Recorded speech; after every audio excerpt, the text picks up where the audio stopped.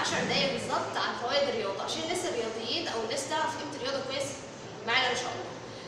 اول حاجه عايز اتكلم فيها، اول فايده للرياضه انها بتساعد على افراز هرمون السعاده اسمه الاندروفين. الاندروفين ده كل ما بتعمل مجهود اكتر كل ما بمعنى اصح بيفرق، الهرمون ده بيتفرز اكتر فبتحس بسعاده. يعني الناس اللي بتمارس الرياضه هي ناس اكتر ناس بمعنى اصح الهرمون ده بيتفرز عندها. الهرمون ده بيتفرز كل ما زياده المجهود عندك تزيد الهرمون ده بيبدا يتفرز. يبقى اول اهميه ان انت هتحس بالسعاده، يبقى الهرمون ده مرتبط بالرياضه. تمام كده؟ دي اول اهميه وبيجي مع المجهود العالي. تاني حاجه التمثيل الغذائي مختلف عن البني ادم الرياضي عن البني ادم العادي. التمثيل الغذائي للبني ادم الرياضي، التمثيل الغذائي معناه ايه؟ معناه ان هو حتى لو هو كان وجبه دسمه فهو بيحرق اكتر، فبالنسبه له الدهون ما بتتراكمش في جسمه. اما الشخص العادي التمثيل الغذائي مختلف تماما، كل ما بياكل اكتر كل ما الدهون بتتراكم في جسمه اكتر، او بمعنى اصح كل ما الدهون بتعمل في جسمه اكتر. تمام؟ يبقى التمثيل الغذائي مختلف عن البني ادم الرياضي عن البني ادم الغير رياضي. يبقى انت لازم برضه حتى لو انت بني ادم رياضي ومثلا وليكن اليوم الفري بتاعك او بتاكل براحتك، فكده كده الحرق بتاعك شغال، فكده كده مش هيبقى في جسمك مكان للدهون لانك بتاكل وبتحرق. جميل جدا كده؟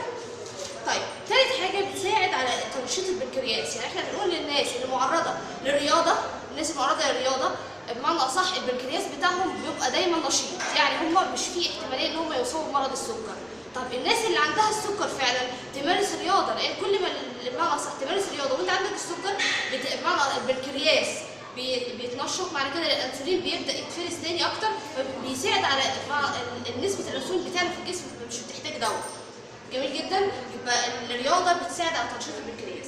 4 الرياضه بتساعد على حياه اجتماعيه اسريه افضل. ليه؟ لان الناس طبعا بيبقى الصبح طالعين او صاحيين مش طايقين نفسهم اساسا من كتر الضغوط الحياه، بيبدا يفرغ الضغوط ده في اسرته، راجع من الشغل راجع من كذا بيبدا يفرغ الضغوط دي في اسرته.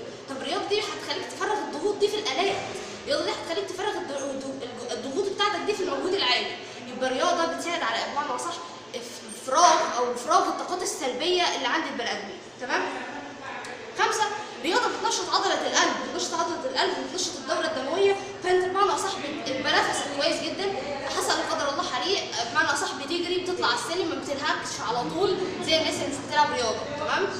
يبقى بتنشط عضلات القلب. 6 طبعا الرياضه بتخلي او البني ادم الرياضي بيبقى بني ادم صافي الذهن، يعني بمعنى اصح ذهنه صافي، يعني بيبقى صاحي من النوم بعد ما بيلعب رياضه، بعد ما بيخلص بيطلع على شغله، حتى لو نص ساعه مثلا الطاقه بتاعته ايجابيه، يعني بيبقى ماشي في الشارع طاقته ايجابيه، حاسس بنشاط حاسس بحيويه بدل الوشوش اللي احنا بنقابلها على الصبح يا جماعه. تمام؟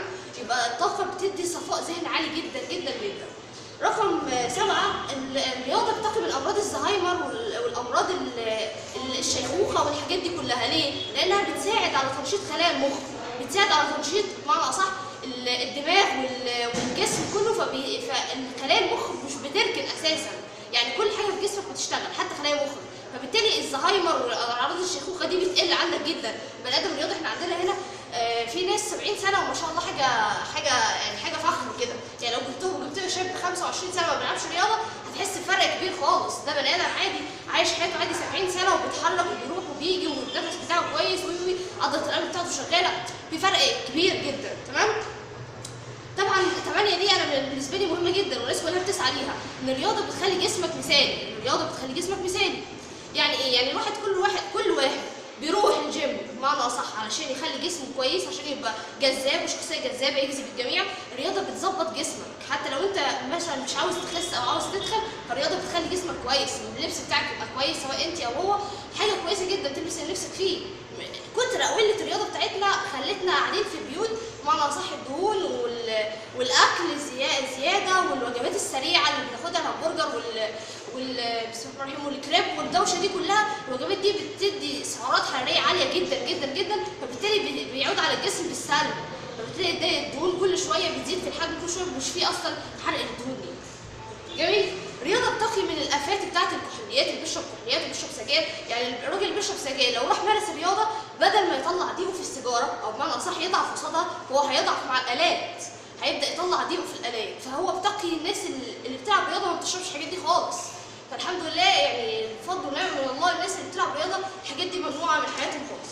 رقم 10 الرياضه بتساعد بمعنى اصح على الالتزام بقوانين، لان انت طبعا مش ينفع في فزلكه هنا، يعني لو بدك تشيل حاجه غلط، لو بدك تلعب لعبه غلط ممكن تاثر على جسمك كله، فبتحترمي قوانين كل لعبه. فالرياضه انت هتخليك تحترم قوانين المكان اللي انت قاعد فيه، ايا كان المكان ده بقى. انت بتلتزم بقوانين كل لعبه، معناها انك بتلتزم بقوانين حياتك، بقوانينك مع الناس كلها، بقوانين مجتمعك كله. تمام. في احصائيه في سويسرا، المجتمع السويسري عموما اساسا مش عندهم فكره العربيات على الشغل دي، يعني مش عندهم فكره ان هم بيروحوا بالعربيه للشغل. المجتمع ده يا جماعه لاغي موضوع العربيات للشغل. الناس دي بتمشي، الناس دي بتصحى كده يبقى الكوتش بتاعها معاها وتمشي تروح على الشغل، ويبدا يغير اول ما بيدخل الشركه يغير لبسه او يغير الحذاء اللي هو لابسه، بس بيروح الشغل وهو ماشي علشان يجدد طاقته. تمام. طبعا في حاجه عاوزه اوصلها لكم، ان 30 دقيقه كل يوم مشي. طبعا في فرق الاول بين احنا بنمشي على 3 مراحل بمعنى اصح. مشي العادي اللي هو مشي بالدلع اللي احنا بنمشيه عادي في الشارع ده، والمشي التاني اللي هو المشي السريع والجري. احنا محتاجين المشي السريع ده. المشي السريع ده هو اللي بيحرق سعرات حراريه، يعني مش حد يقول لي انا همشي عادي في الشارع مشي عادي كده اللي احنا عارفينه ويقول لي هحرق سعرات حتى لو مشيت 3 ساعات. لا طبعا، انت لازم المشي السريع معنى كده ان انت كل حاجه في جسمك بتحس ان بحراره طالعه بجسمك، ان المشي ده فعلا بيحرق عندك. غير كده بيبقى مش اسمه حرقان سعرات حراريه. 30 دقيقه كل يوم من المشي السريع ده كفيل ان هو بمعنى اصح يظبط لك حياتك كلها، هتحس بتغيير بمعنى اصح كبير جدا جدا في حياتك. جميل يا جماعه؟ ده كده ملخص سريع في دقائق معدوده عن فوائد الرياضه. طبعا هي لها فوائد كتير جدا جدا جدا، انا مش عايز اطول عليكم، بس كل اللي انا طالبه منكم ان انتوا فعلا تروحوا تمارسوا عشان تعرفوا الفرق، تعرفوا بين انك انت بني ادم رياضي بتصحى كل يوم الصبح بتظبط نفسك بتلعب كويس وبعدين بتنزل. الناس اللي مش عندها الات او الناس اللي مش متوفره ليها جيم، لا في تمارين ان شاء الله هنزلها لكم على اول تعليق. في تمارين ايروبكس بتنتظمي عليها او بتنتظم عليها داخل البيت بتظبط لك جسمك مع ال 30 دقيقه مشي كل يوم. ويا ريت المشي تختار حذاء مريح. هتختار حذاء مش مريح هيجيب نتيجه عكسيه على رجلك وعلى ظهرك وعلى العمود الفقري كله. يبقى لازم تختار الحذاء او الكوتشي المريح اللي يناسب المشي ده ويناسب الرياضه دي يا جماعه. تمام. سعيده جدا كنت معاكم، وان شاء الله نعمل حلقه من ساعه عن فوائد الرياضه. بس انا كنت ده ملخص سريع بس عشان الناس، يعني دعوه للناس اللي لها رياضه، بلاش قاعده في البيوت، بلاش بمعنى صح ان نقوم من النوم نقعد فيه نصبح فيه. غيروا حياتكم. الرياضه هتحس فعلا بتجديد في حياتك كلها. الرياضه هتخليك بني ادم تاني ليه رؤيه تانيه، عاوز يوصل لهدف تاني، هيخلي على الاقل تبقى خلي اول تغيير ليك هو التغيير من المكان ده، تغيير من المكان انك تصبح بني ادم رياضي. حاجه فخر ليك سواء بنت او ولد انك تبقى بني ادم رياضي. سعيده جدا ان كنت معاكم ان شاء الله. يا ريت نتفاعل مع الفيديو ونشوفكم ان شاء الله في حلقه ثانيه. السلام عليكم ورحمه الله وبركاته. انا هشام.